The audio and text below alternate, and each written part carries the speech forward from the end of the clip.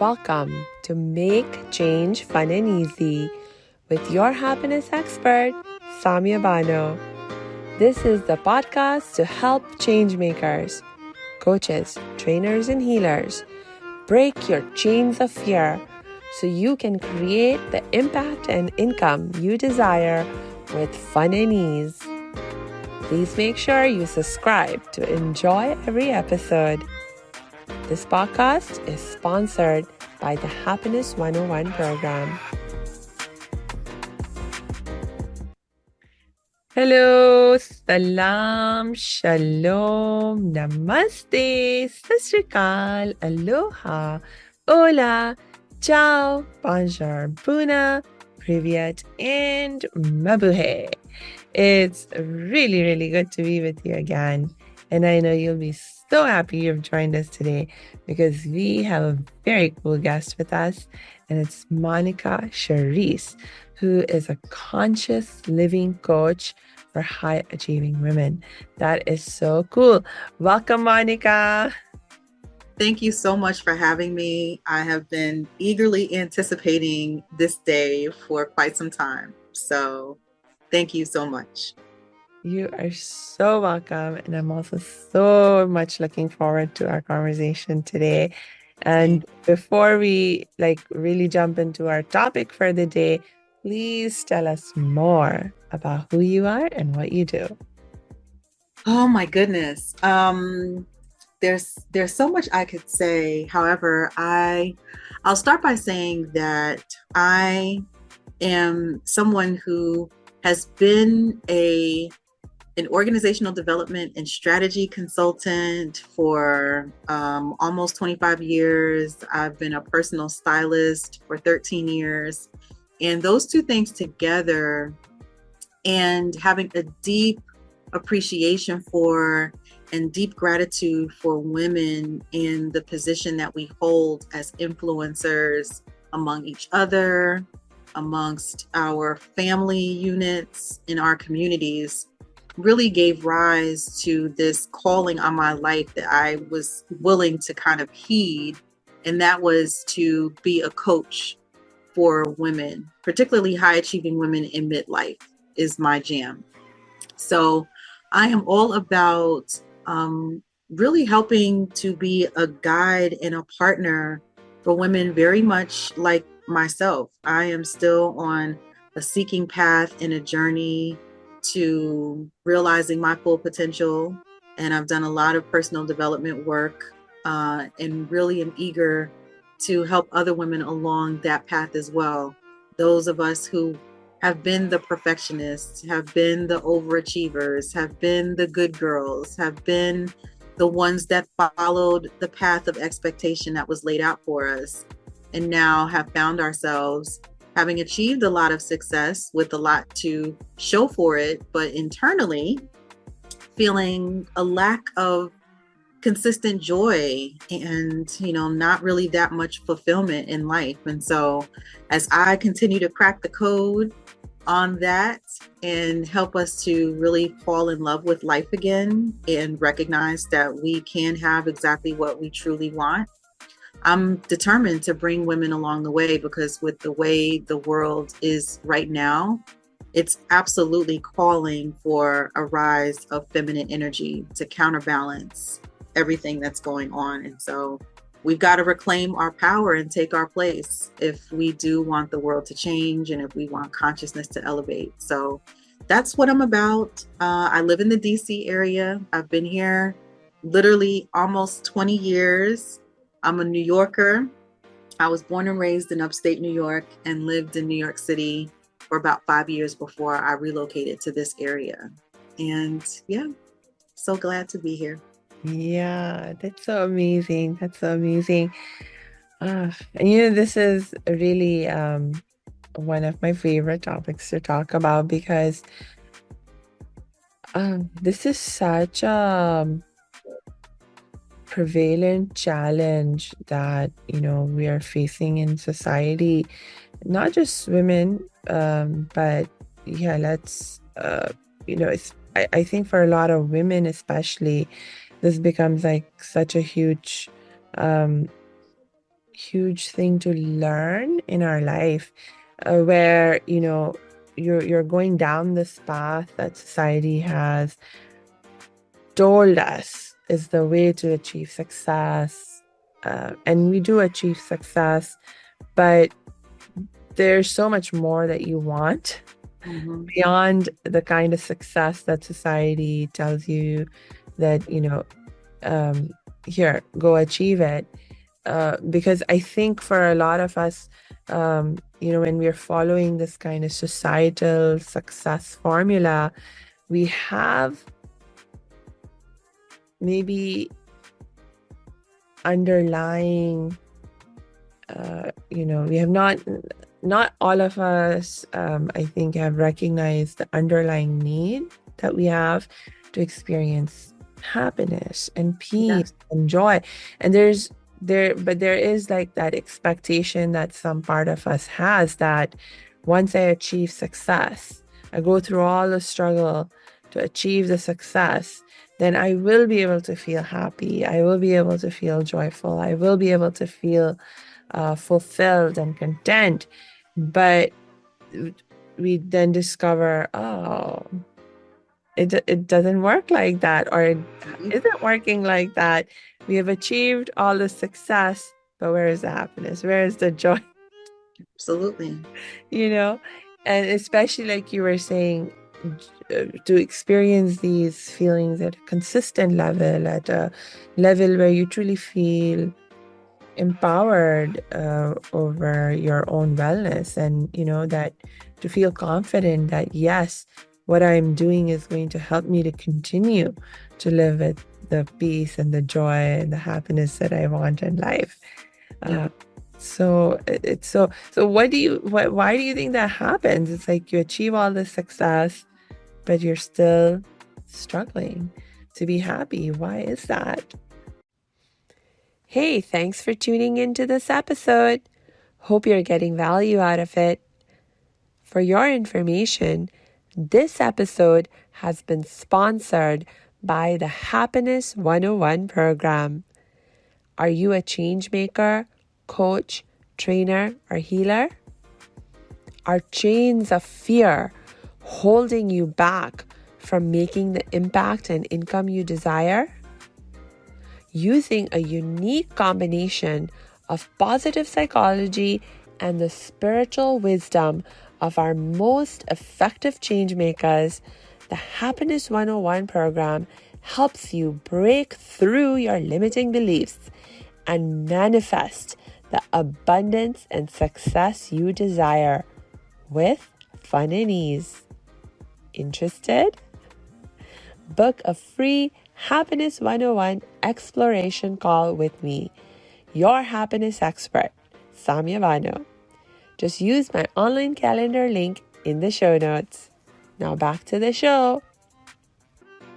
I believe that there are a number of reasons, and I've been on the search myself to figure it out. And one thing that has been really fascinating that I've come across recently is the study of human development. So I think that we hear a lot about, neonatal development, child development, adolescent development. And then I think that, we may hear a little bit about what happens in your elder years, but that whole midlife and what constitutes the stage of midlife, and what do people want at midlife, and why do we have a term called the midlife crisis? There's not really a lot of conversation about that other than the problem of the midlife crisis. What I have discovered is that I believe that society, and therefore our families with the best intentions, set us up in our childhood and adolescence to create a life that a person 25 to 39 years old would find to be attractive, desirable, and wanted. So from that time in life, from about the time you graduate from like undergrad, or like you kind of move beyond adolescence, from that time up until your mid 30s, that is the time of life where you are kind of setting a stable foundation. You're on the upward trajectory. You are, on the achievement cycle. You're trying to get a great job, move up the ranks, get to a certain level of income, buy your home, get married, start a family. Like, a lot of those pivotal life events take place in that 25 to 39 period of time. However, there's not a lot of preparation for what someone in their 40s to 60 actually would find to be a desirable and healthy life. So when everything in society has basically prepared us for a life that is desirable for someone from 25 to 39, it hasn't really prepared us for a life that's desirable for somebody 40 plus. Yeah. And I think that's really the source of it. And what happens is that we're making the transition in this phase of life from success to a desire for our life to have significance, for our life to have some kind of meaning. That's why people have these existential crises of purpose. What am I here for? What am I supposed to be doing? Because you've done what you were prepared to do. And now you're doing those things, but there's still something missing, because a lot of what you've done was based on what someone else said should be the plan for your life, what someone else said you should do. It wasn't really connected unless you happen to be one of those rare people who were raised in a family that really paid attention to like who you were with your authentic expression and encouraged you to follow your dreams and follow your path.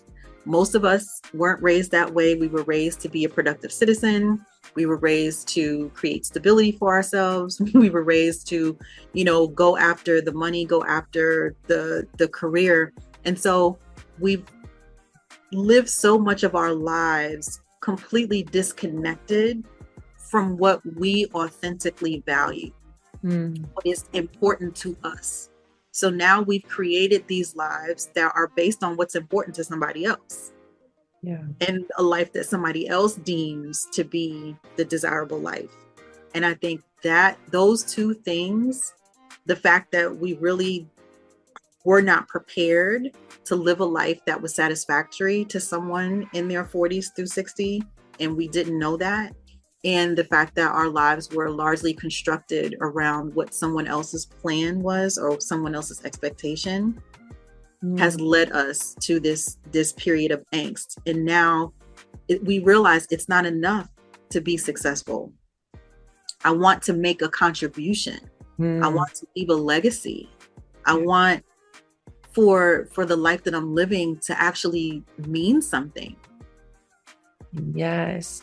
I love how you are seeing this in a context of development. That I think is a really valuable perspective to have, because there is definitely a value in having a focus on success, on achievement, in terms of, building that foundation for yourself, where you are able to, have that nice home, etc. And to recognize that, this is not all, and there's, these different stages in our life where our needs change and our wants change, our desires change. So, there's nothing wrong with that change happening. There's nothing that should surprise or shock us that it's happening. It's just part of how we develop as humans. I like it. Yeah. And you talking about needs changing, one of the things that I've been really noticing for me now that I'm in my 40s, I just recently turned 42. Happy birthday. Yeah, thank you. Just a very simple thing like sleep. I remember when I was younger, like in my Mhm. teenage years, in my 20s, even into my 30s, I think, I could function pretty well with relatively little amount of sleep. I remember days where, I was going through some major project and I would put in all-nighters and still, you know, be functioning pretty smoothly, or so I thought.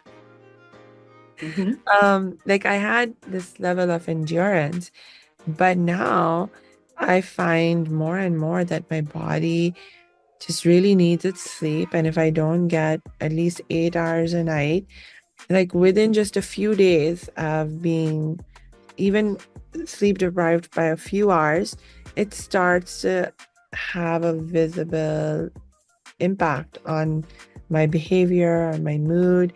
Like I find it more difficult to maintain my positive mood. Yes.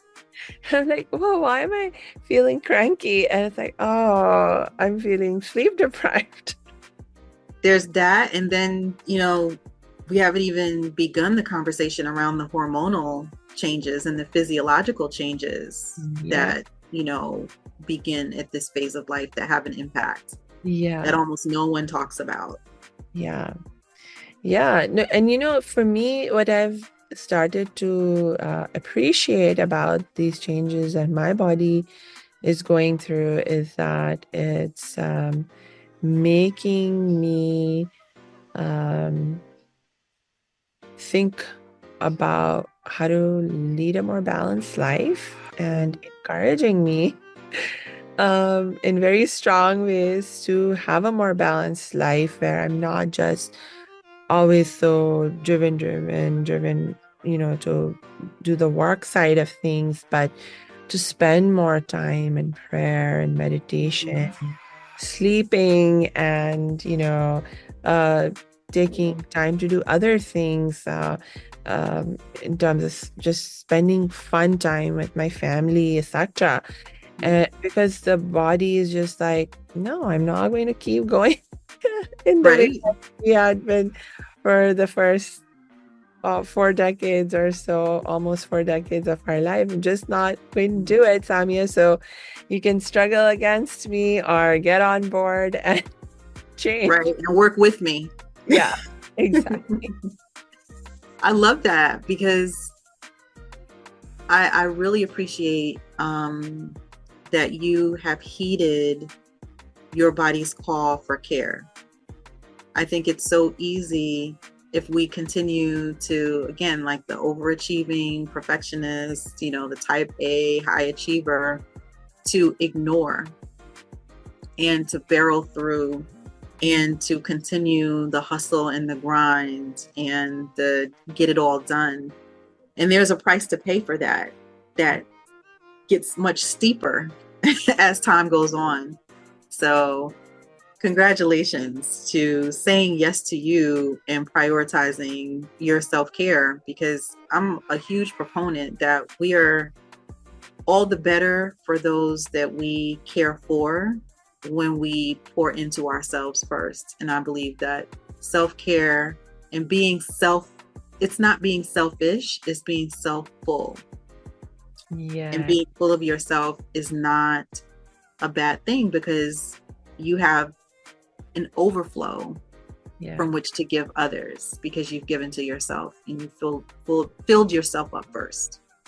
Yeah. And I think for me, it's just that the definition of success has changed. Like what does it really mean to be successful? It's just the very definition of that has shifted.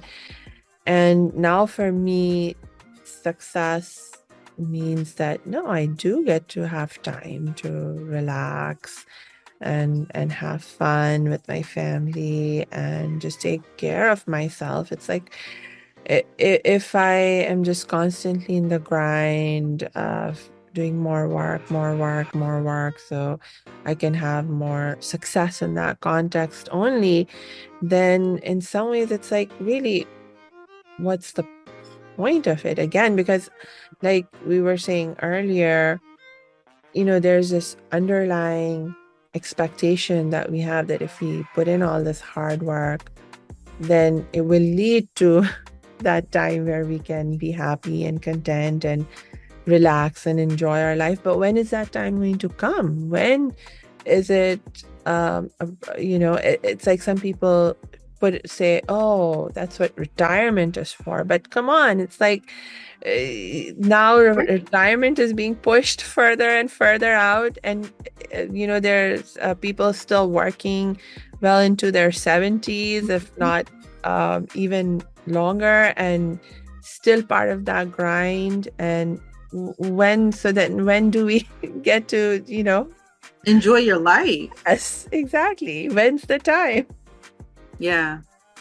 The time is now. The time is now. I mean, I've seen way too many situations where, people have worked the majority of their lives and get to a point of retirement and get sick with some kind of major illness.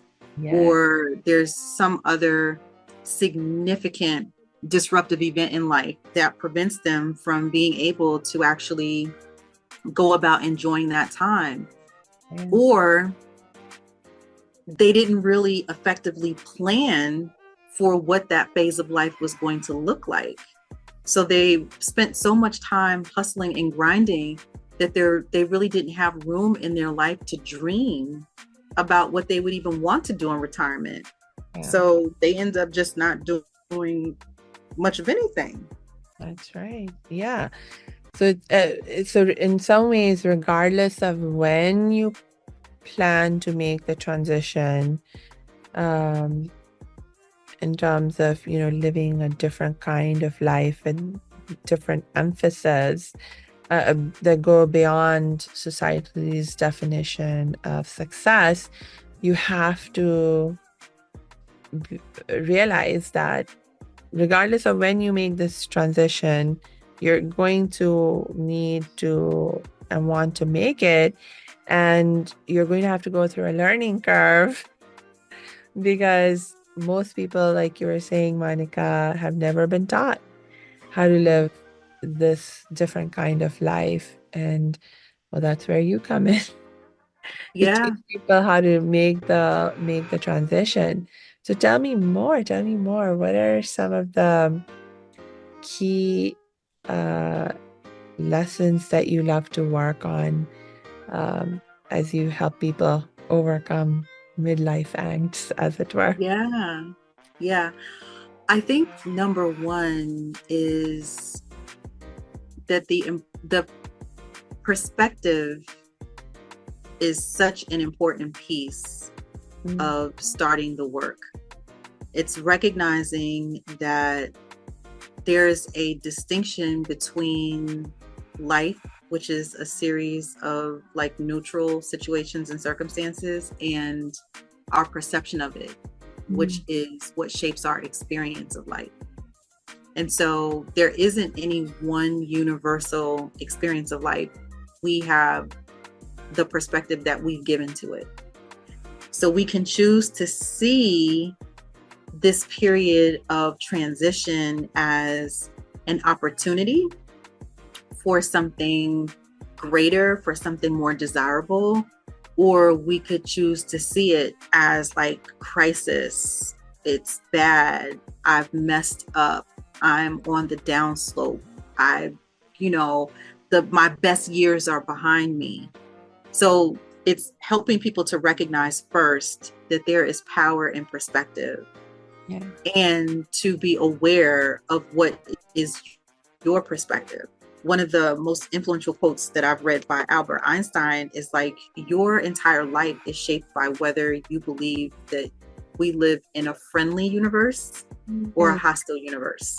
Yes. So do you believe that life generally is for you, and that life is full of possibility and life is full of opportunity, and you have the ability to shape that? Or do you feel more like put upon or like impressed upon by life, and that things just kind of happen to you and you've got no choice? So, talking to women about that and really getting underneath what is their general perspective on life, helping them to distinguish between the neutral events of life and how they experience it, and helping them to gain an awareness of whether they view this crossroads that we're at as an opportunity or, something that is like bad and you want to succumb to whatever resentment or whatever challenges you perceive. So that's the first step. I Yeah. think next is really recognizing that, again, unless you were fortunate enough to have a family environment, a school environment, a cultural environment that helped to really uncover and unearth who your authentic expression was, you've now got to do the work. You've got to recognize that likely the person who you operate as is a conglomeration of other people's expectations and messages that you were given by other people about who you are. And you've created a series of masks in order to kind of survive your life and to create the success by fitting in and conforming to what was expected so that you could create the life that you have. So now, if we want to live a more authentic, a more fulfilled, a more joyful midlife, we've got to, one, become aware of it, recognize the impact that it's had on our life, and then begin to like deconstruct or like unlayer all of those things to get down to who you really are. Like, Yeah. if you didn't have all of that, like, what do you really want? What's really important to you? What is it that you actually value? And then you do the comparison based on this authentic expression of who you are and what's most important to you. Let's now look at how well your life actually does or doesn't measure up to that. And then becomes the work of alignment. Yeah. Yeah. Oh my gosh. Those are both such amazingly important things for you to have highlighted. I love the quote from Einstein also about, just how crucial it is for us to recognize what our paradigm is or what our perspective is in terms of, are we living in a friendly universe or are we living in a hostile universe? And I think what I was realizing as you were sharing, Monica, is that I think the dominant perspective that people live in is that this is actually a hostile universe. And that is why the definition of success that we're taught to chase in society is so focused on, you have to make sure you make lots of good money because without that, you cannot have the security that you need. So there's actually a lot of fear underlying that drive for success because you are afraid that you won't have enough to be safe, to be able to fulfill your basic needs, etc. If you don't really just forget everything else and get so focused on this drive for success, so there's actually a lot of fear underlying that, and underlying that fear is this belief that we're living in a hostile universe. And so if we can shift our perspective and come to realize that we're actually living in a friendly universe, that is indeed such an amazing shift. You're just making me think about in the last few years since I have started to shift myself in terms of giving more priority to my self-care, etc. And I've been realizing that, yeah, this really is a friendly universe, because even though in some ways I'm working less intensely than I was, um, everything that I need, I still have, and more actually. And uh, things just keep showing up, like in terms of solutions and things that I need. They just keep showing up from all these kinds of unexpected sources.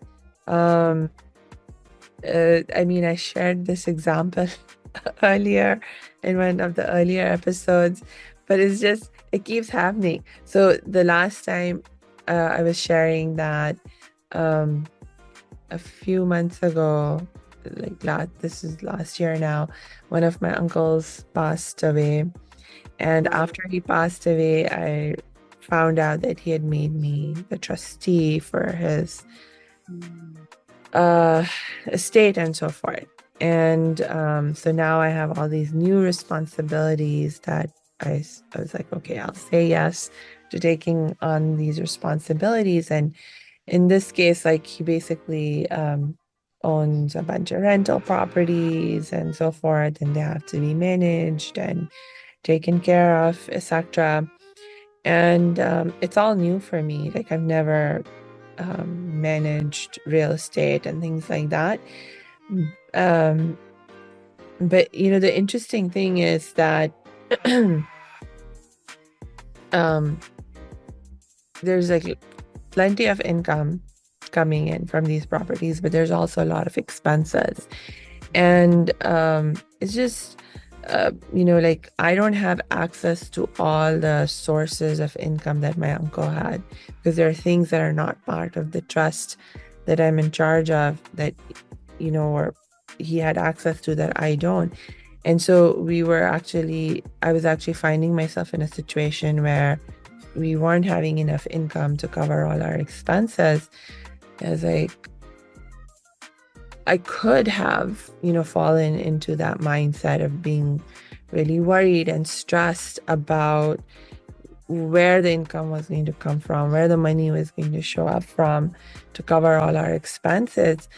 But I was like, no, no, you know what? I'm not going to worry. The Mhm. universe will take care of us. And it has been.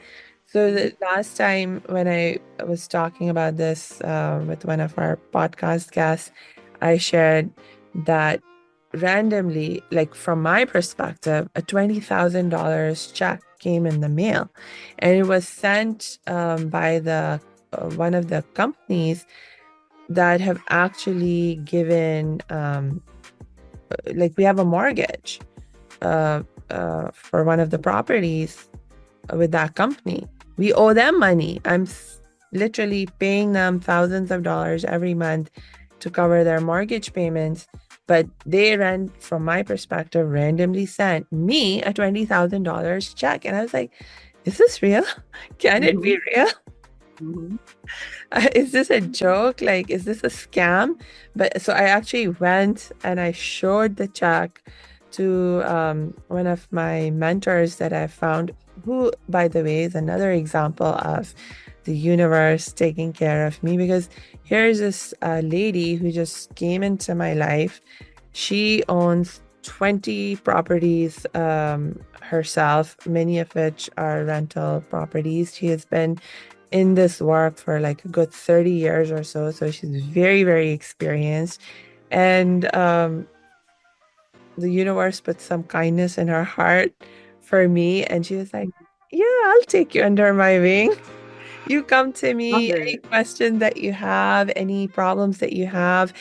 And she's giving me all kinds of advice, hooking me up with her connections in the industry. Like when I was having um, like problems with one of the buildings, it has a manager, but the manager's been doing a terrible job.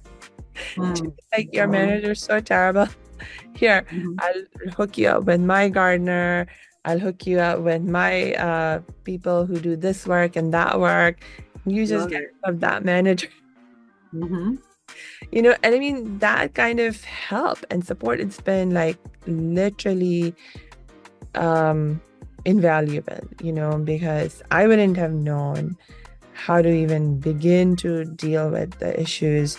But this lady with so much experience, I mean, she's just, and she hasn't asked me for a dime, Mm, like in terms of, that's always the like, best. oh, here, pay me thousands of dollars and I'll mentor you. No, it was just, she just, for some reason decided that she was going to take me under her wing.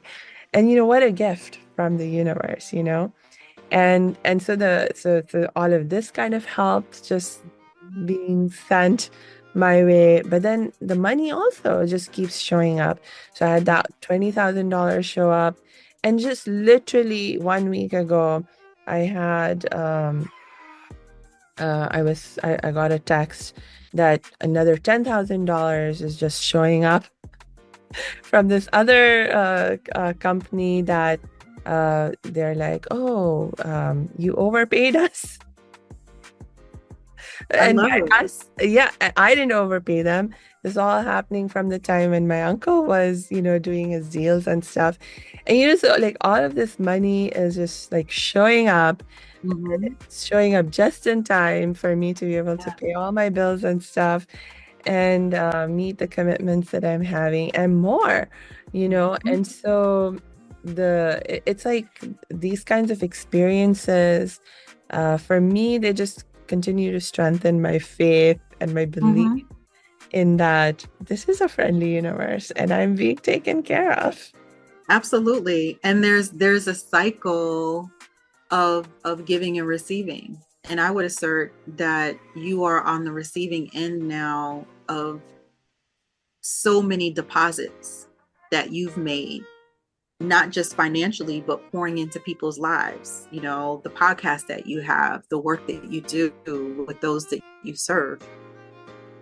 I believe that we are rewarded for those things, and that often the reward comes from unexpected places.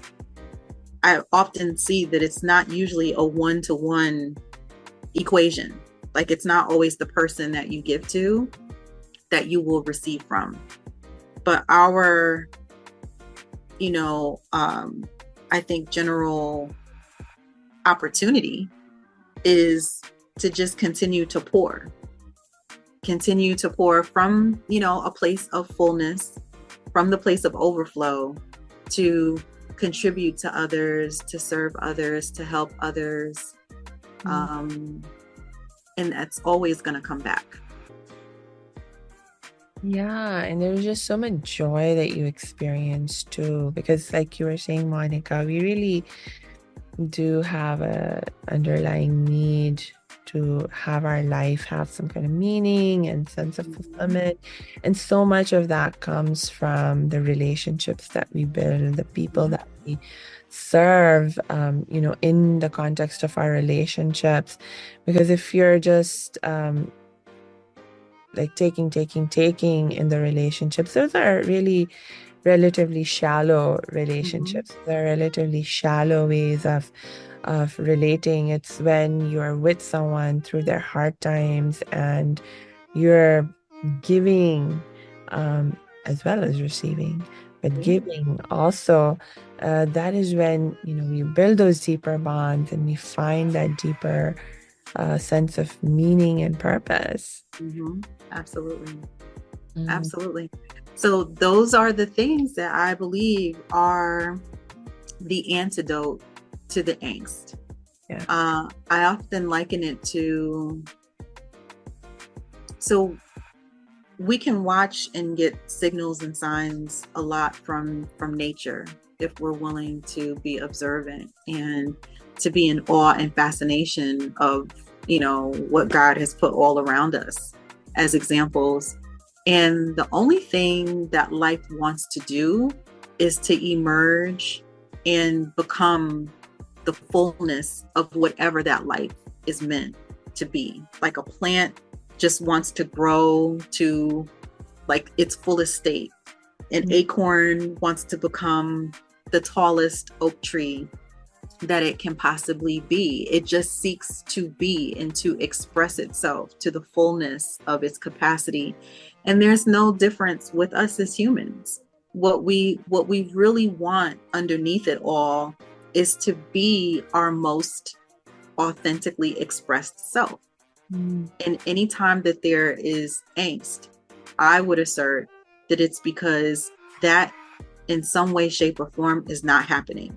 Mm. Once we come into an alignment of who we're being and what we say and what we do, I actually believe that it's the confluence of those three things that equals like satisfaction and Mm. fulfillment and success Mm.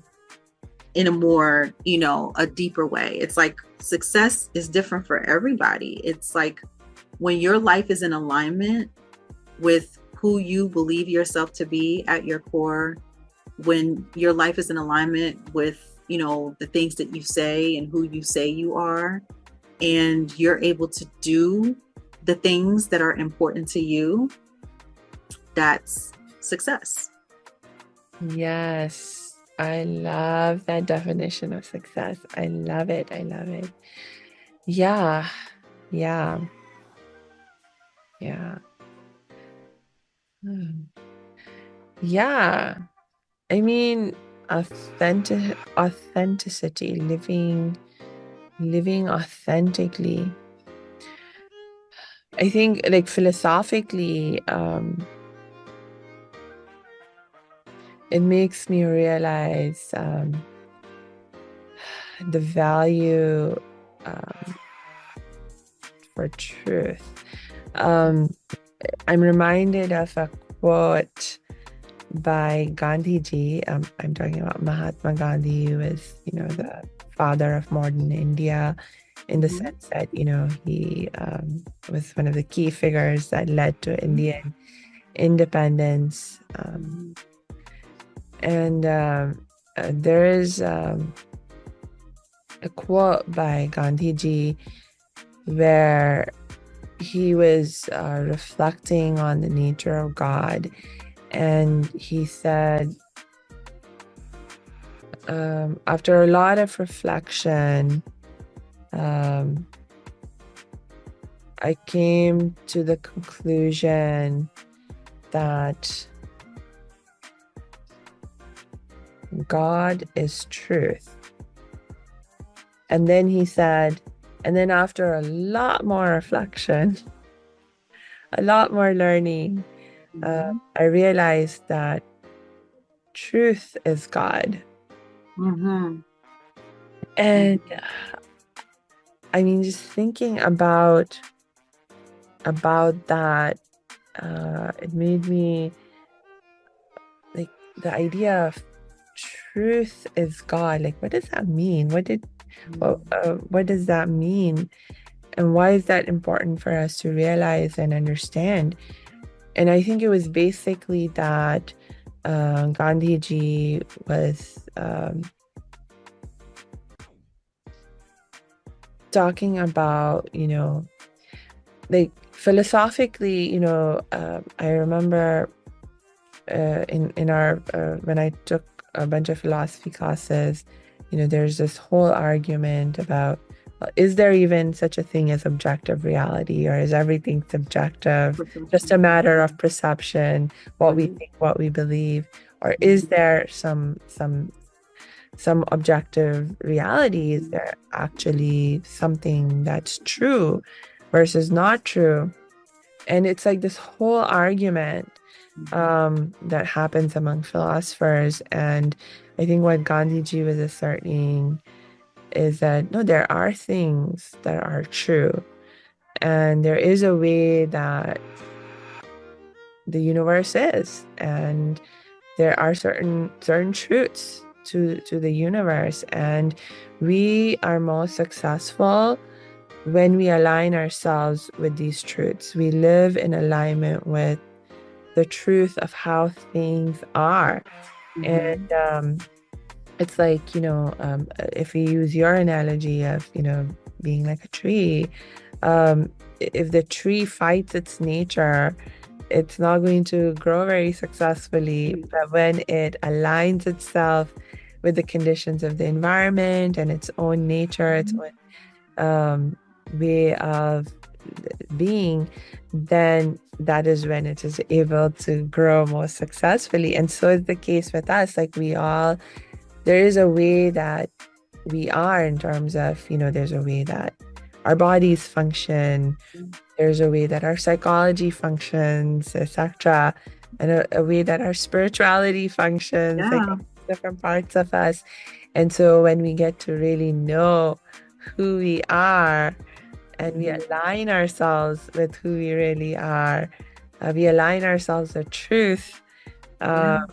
you know, really that is the ultimate path to success, because truth is God. Absolutely. And it is, I believe that life is a spiritual journey. Like it involves, us coming here into, this instance of life completely whole, perfect, and complete. And somewhere in our socialization process, that is covered up.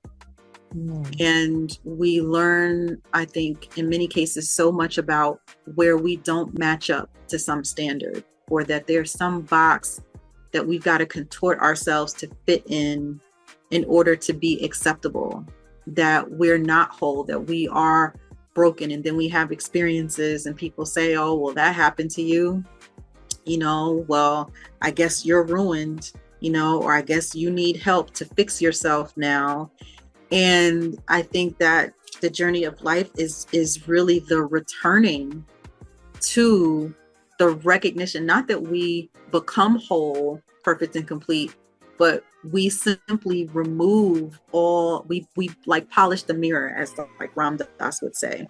Like we remove all of the soot and the dust and the dirt on the true reflection of who we are, and we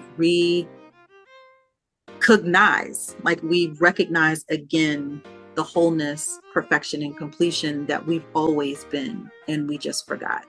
Oh, yes. Oh, now you're reminding me of one of my other mentors, teachers, and this was literally the lesson that he taught. This particular mentor that I'm thinking of, his name is Dr. Eric Burl, and he actually is one of the people I learned about energy healing from. And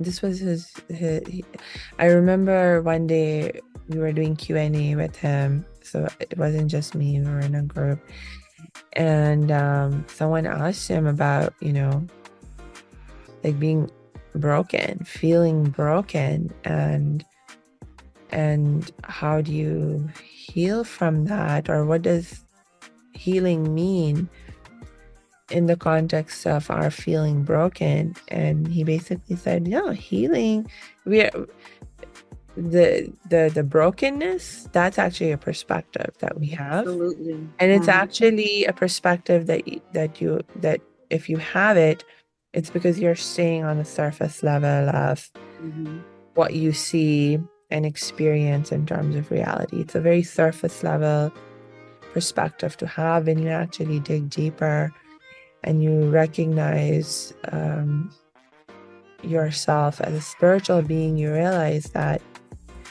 you're like as a soul, as a spirit, you have always been whole, and you always will be whole.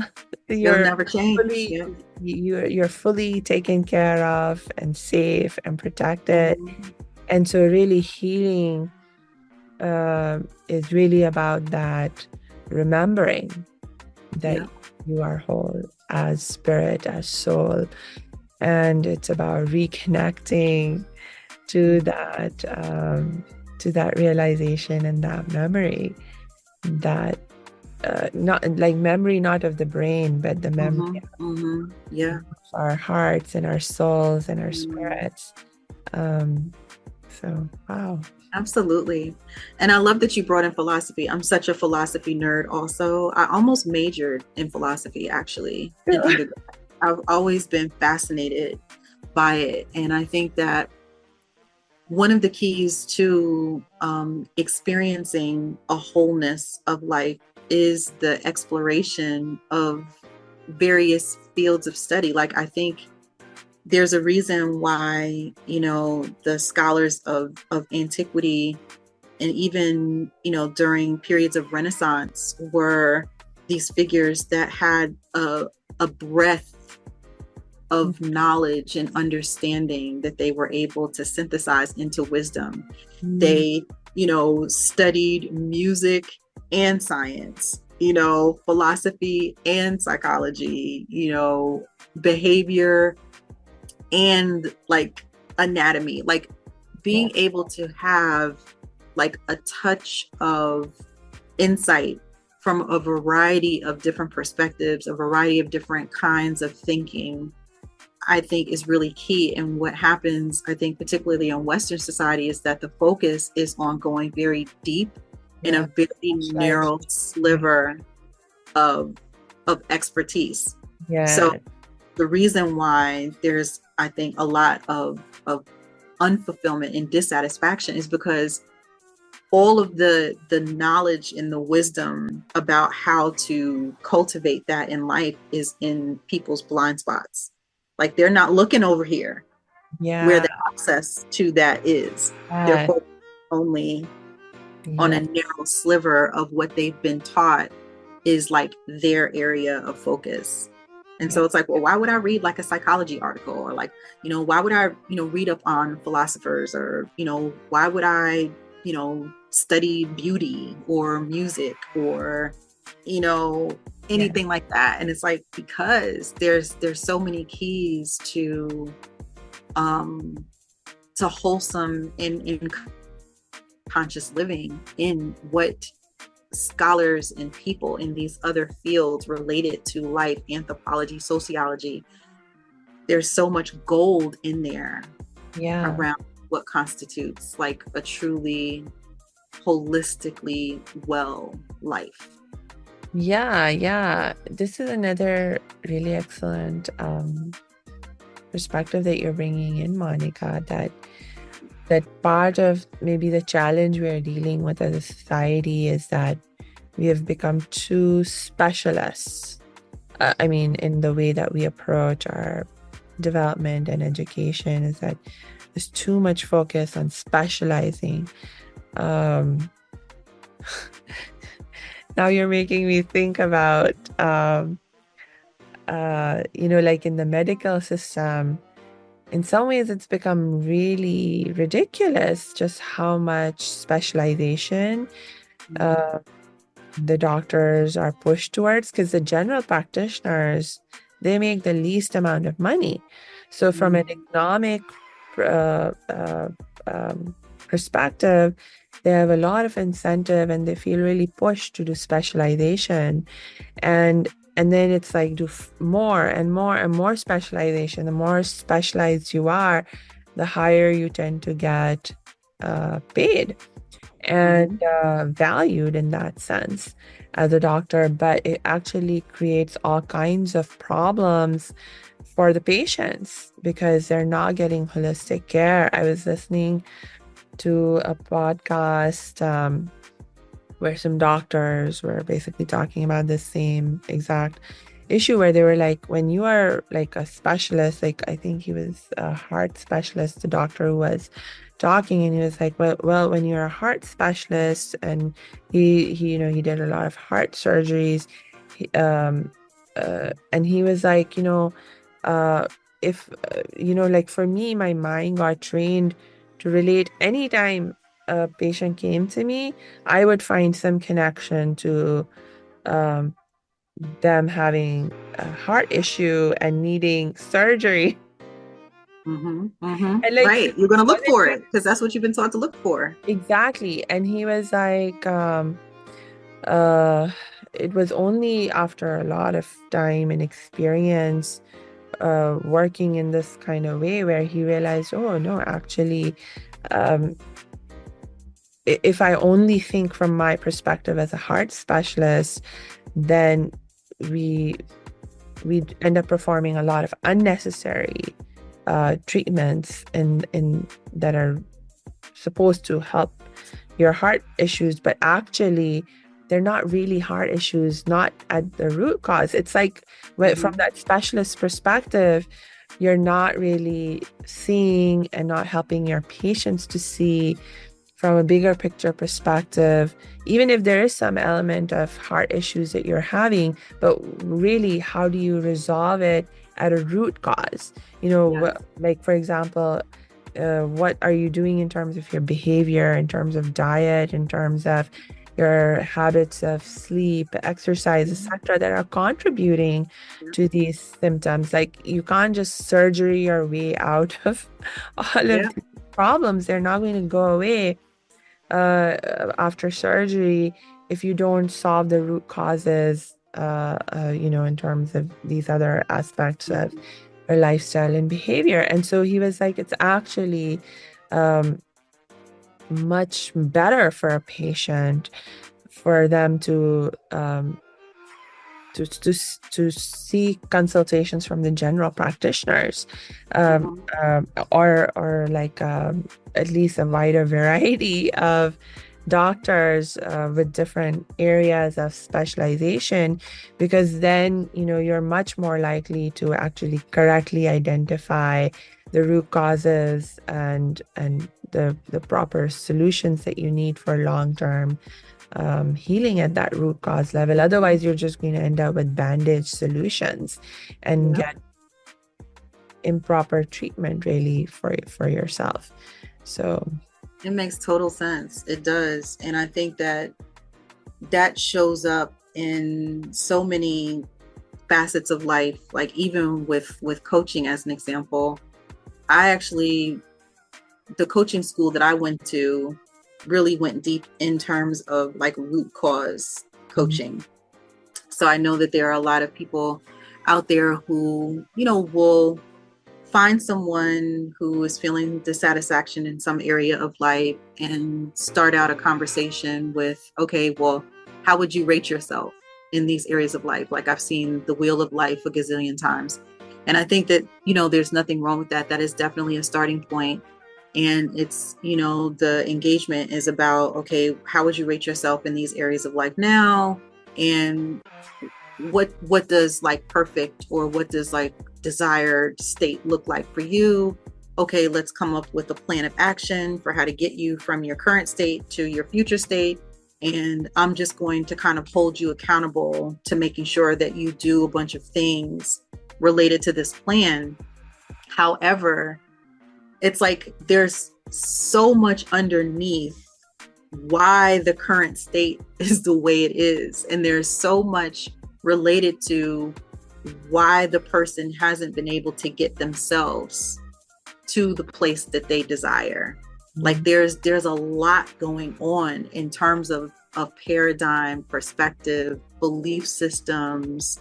I think even addressing it at the level of thought mhm. is not really deep enough, Yeah. because like your thoughts are bubbling up from an ocean of belief, and like what are those beliefs, where did they come from, how are they showing up in your life, is it consistent with what you say that you want, because that's also a source of dissonance. Like when your body and your spirit knows that like who you're being and what you're doing is really not aligned with who you really are, we've got to start doing some picking apart and really taking a look at all of that before trying to come up with a plan of action, or taking that into deep consideration as well. And I do think that it's important, especially as it relates to the work of personal development and transformation, to use a variety of information sources, a variety of modalities when working with people. And so, that's why I incorporate ancient wisdom in philosophy and sociology and psychology and human potential studies, behavioral science, neuroscience, a lot of different things, human design thinking. There's such a range of disciplines out there that are ripe for pulling really great information that helps us to live a more conscious and intentional life according to what it is that we want. Yes. Because ultimately we are pretty complex in some ways. We're not just one thing.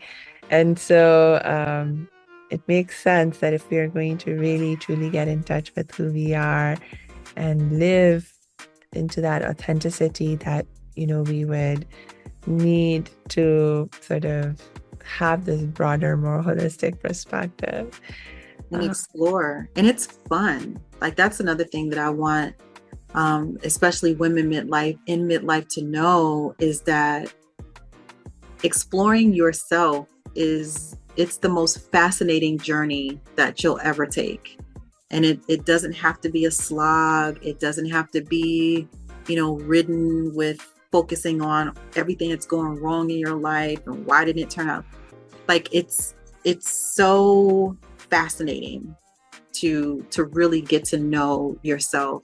And I firmly believe that the relationship that a woman has with herself is the foundation for her relationship to everyone and everything else in her life. It starts with the relationship to self. And that's what I'm all about, is being a partner on the journey. I love it. I love it. Oh, Monica, I could keep talking with you forever and ever and ever. Let's do it again. Indeed, indeed. I think we will have to do it again because uh uh oh man, I totally So lost much track of time also. So I know you have to go and I have to go. So we'll wrap up for today. But yes, I would love for you to come back. And in the meantime, do you have any last words or thoughts to share? I just think that, especially for women, midlife truly is the juiciest, most ripe for opportunity period in our lives. We are at a point where we've lived enough to understand a lot of who we are. There's always more to learn, but we know enough about at least what we don't like, some idea of what we'd like, and we have, God willing, enough years living well to be able to bring into existence and bring into our lives that which we most desire. And so if you're ready for the exploration, I am here for it. Excellent, excellent, excellent. And so for my last reminder to our listeners, audience, I'll just say, make sure you check the show notes because we will drop Monica's links in there so you can connect with her and learn more from her and with her as you continue on your journey. And in the meantime, or until until we connect next time, I just wish you lots and lots of peace and joy.